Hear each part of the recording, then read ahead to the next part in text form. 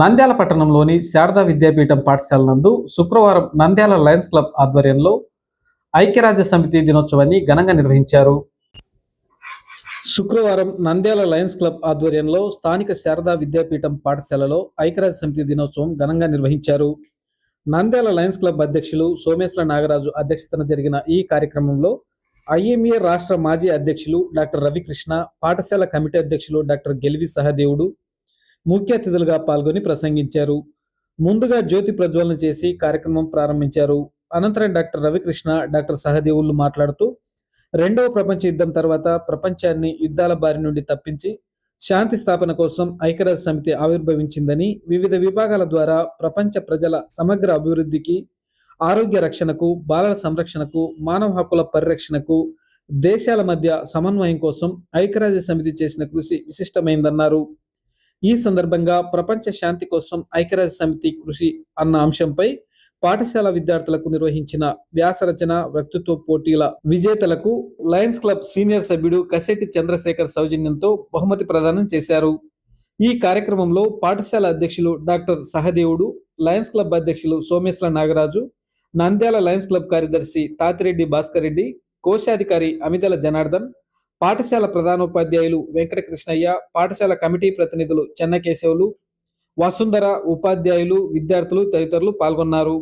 వ్యాసరచన పోటీల్లో మీనాక్షి, చందు, జగదీష్ వరుసగా ప్రథమ, ద్వితీయ, తృతీయ స్థానాలు సాధించగా గౌరీ, మహమ్మద్ స్పెషల్ జ్యూరీ బహుమతులు అందుకున్నారు.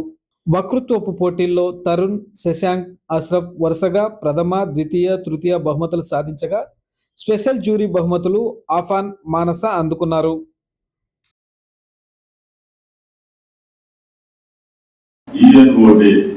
ఐక్యరాజ్య సమితి, ఈ ఐక్యరాజ్య సమితి మన ప్రపంచంలో ప్రపంచ యుద్ధాలు జరిగిన తర్వాత, మొదటి ప్రపంచ యుద్ధం తర్వాత లీగ్ ఆఫ్ నేషన్స్ అనేది ఫామ్ అయింది, ఏర్పాటైంది.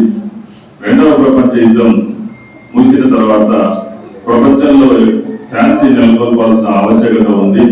దేశాల మధ్య యుద్ధాలని నివారించాల్సిన అవసరం ఉంది. ప్రజల అభివృద్ధి ధ్యేయంగా ఉండాలి తప్ప యుద్ధాల ద్వారా, రక్తపాతం ద్వారా సాధించేది ఏమీ లేదని, దాన్ని సాధించడం కోసం ఐక్యరాజ్య సమితి 1945లో అక్టోబర్ 24వ తేదీన ఆవిర్భవించింది. అందుకే ప్రతి సంవత్సరం కూడా గత 80 సంవత్సరాలుగా అక్టోబర్ 24వ తేదీ ప్రపంచవ్యాప్తంగా, ఈరోజు ఇక్కడ మన పాఠశాలలోనే కాదు ప్రపంచవ్యాప్తంగా కూడా ఐక్యరాజ్య సమితి దినోత్సవం నిర్వహించుకుంటారు.